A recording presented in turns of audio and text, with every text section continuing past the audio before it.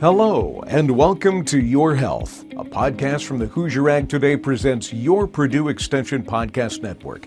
Our goal is to bring you practical, research-based information to help you live well every day. I'm your host, Greg Allen, and today we're talking about something that affects nearly every family: heart health. Heart disease remains one of the leading health concerns in our communities. But the good news is, there are simple steps you can take to reduce your risk.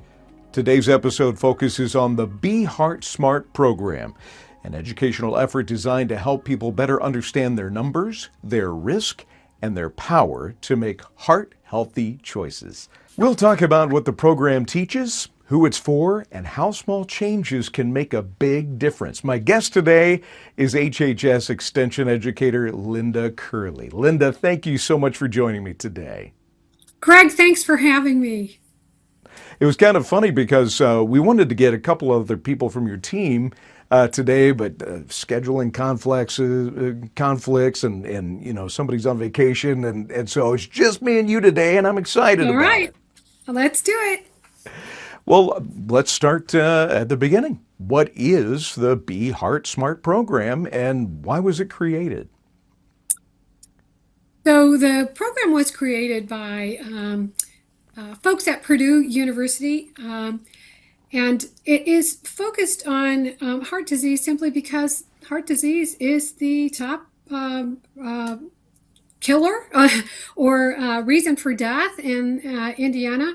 And so you can imagine that there's an important piece of this focused on prevention, focused on if I get a diagnosis, what does that mean? Focused on living a quality life and really trying to reduce the risk factors that are controllable to us in terms of our heart health. I think when you talk about a program like this, people and their minds can instantly go towards, oh, that's probably for a more mature generation, little older people. But really, who's the program designed for? As I mentioned on the front end of this, it is an idea of putting this information out as a prevention piece. We've had folks in our 4-H youth program that I've been teaching cooking lessons to, and they've said, oh, my Grammy can't have that. There's too much sugar in that. And so when we see our young folks making decisions based on what they're hearing in home kitchens, and perhaps even presentations that we're doing where we're inserting little bits of information into everyday living, I think that's a piece of this. So it's never too early to start having these conversations. Oh, for sure. And to really help even a younger generation understand that, you know, not everybody's heart is the same.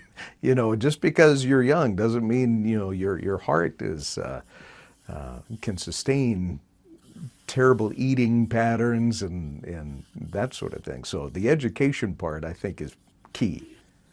I think too, we do talk to folks about controllable risk factors and uncontrollable risk factors.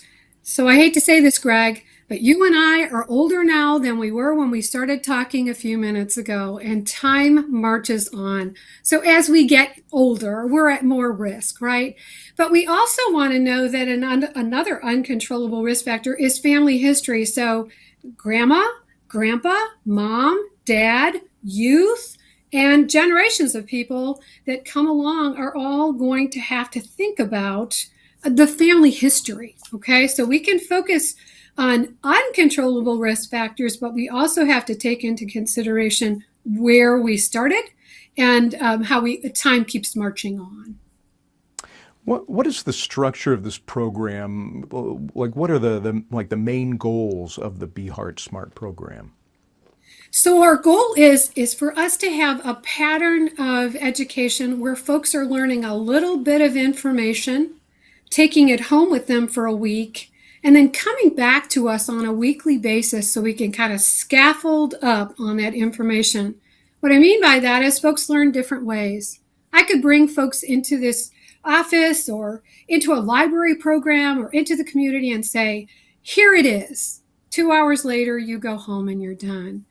But with the leadership of Stephanie Woodcox on campus and many other health and wellness educators, they come up with this. They came up with this model for a weekly session for 4 weeks, so that I can continue to feed and build off information that we learned the week before, so that people are getting information in pieces. They can think about their lifestyle choices, their stress level, their sleep, what they're eating. Are they label reading? Are they physically active?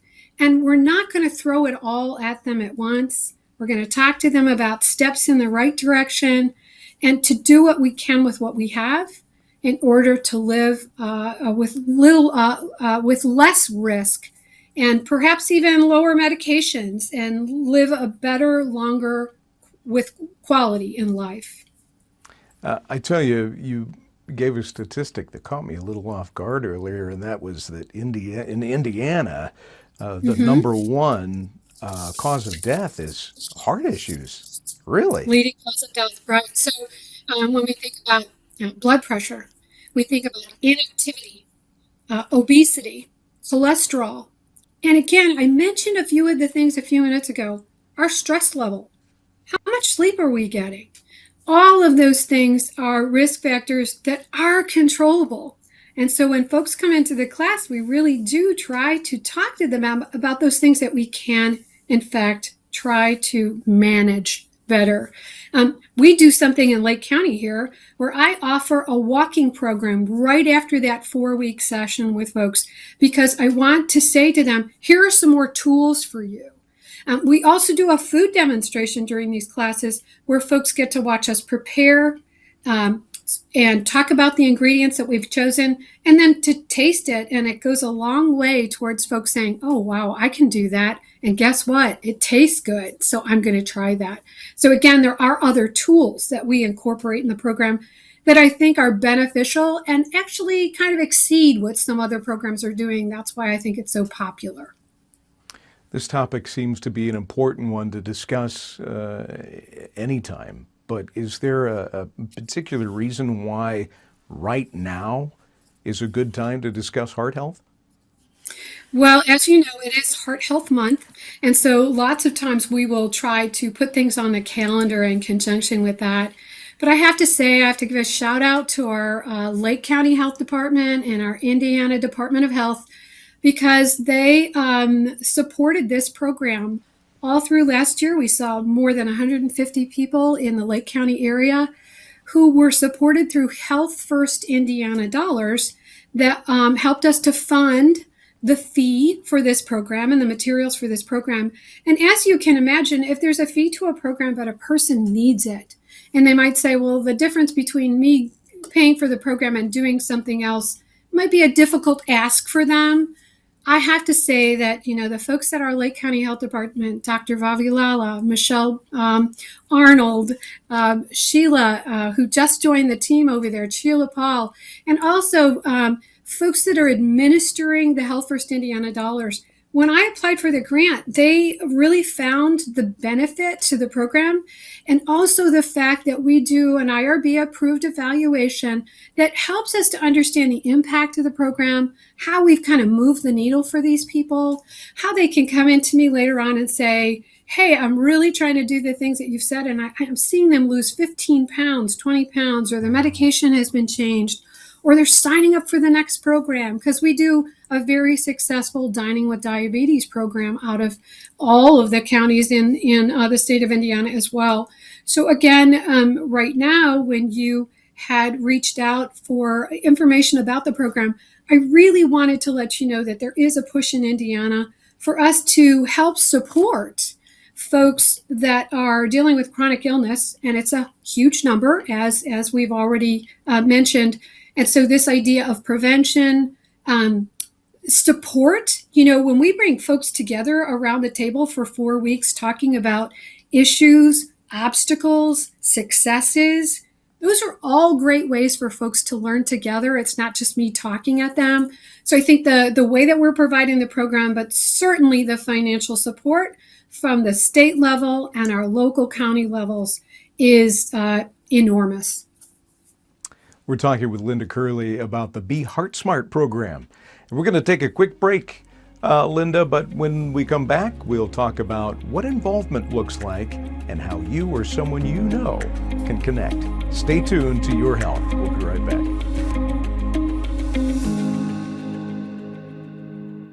There's so much fear when people realize people have hit rock bottom. Sometimes what can make that difference with that person is just the fact that somebody acknowledges them. Sometimes just not being afraid to start that conversation and just be that ear for that person. And that may be the one thing that could change everything. Farmer suicide rates are significantly higher than the general population.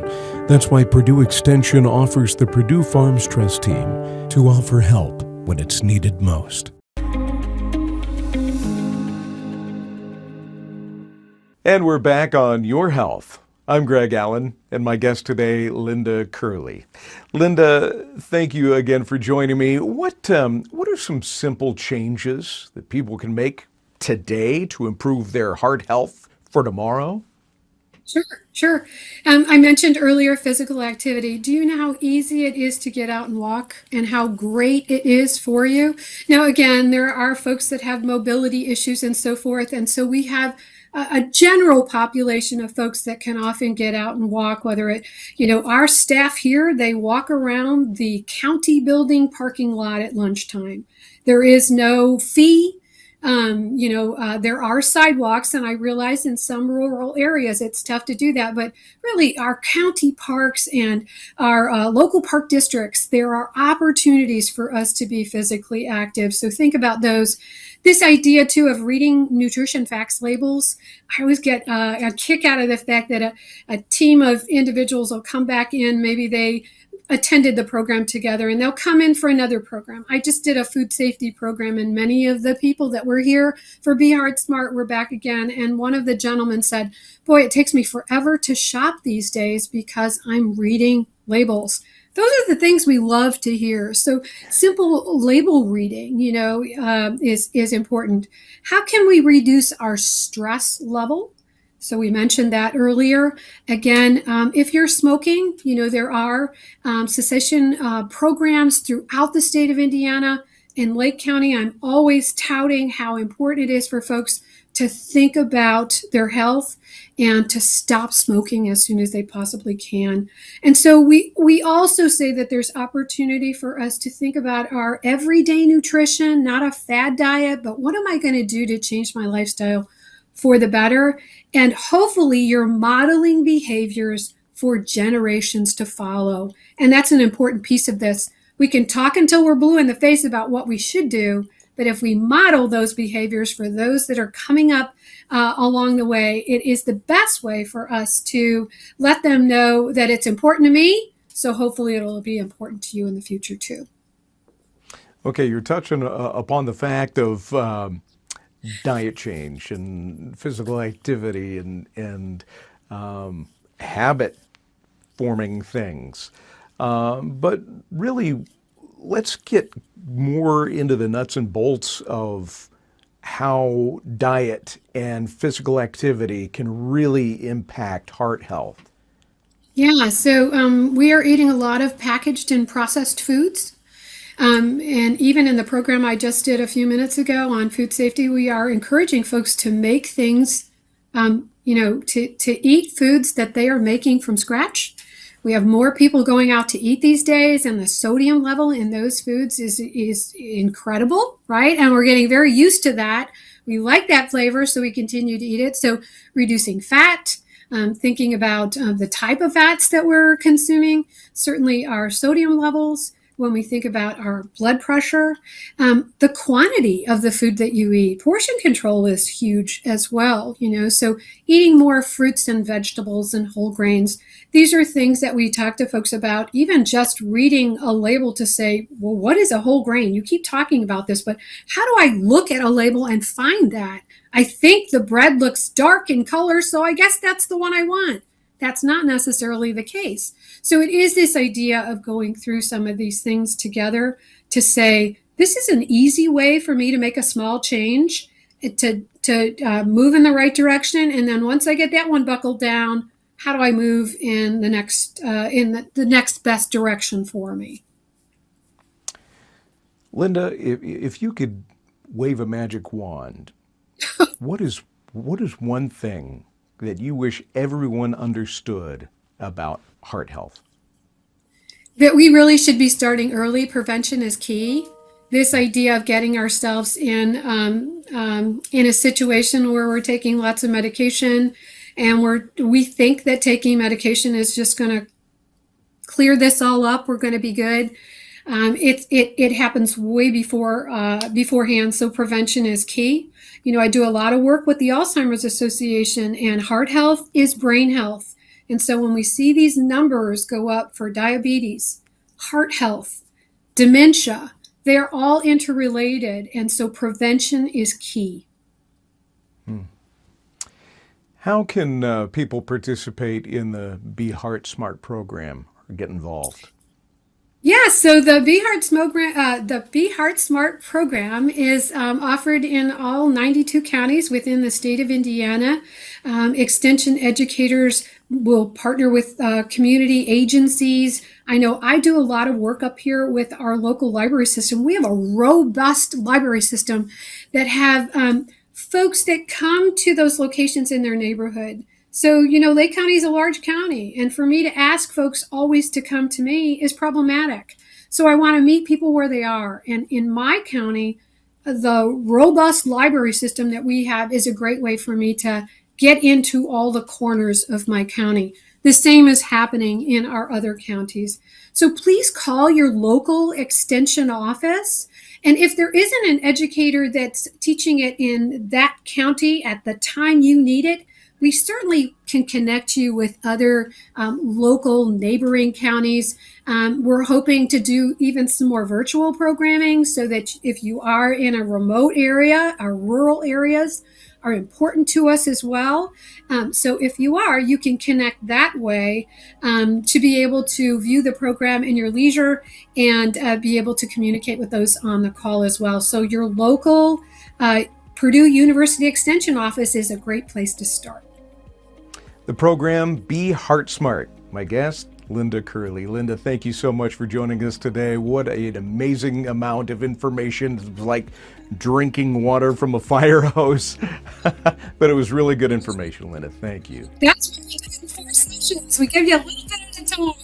Anyway, thank you. I so appreciate you having me on, and I hope you have a great day.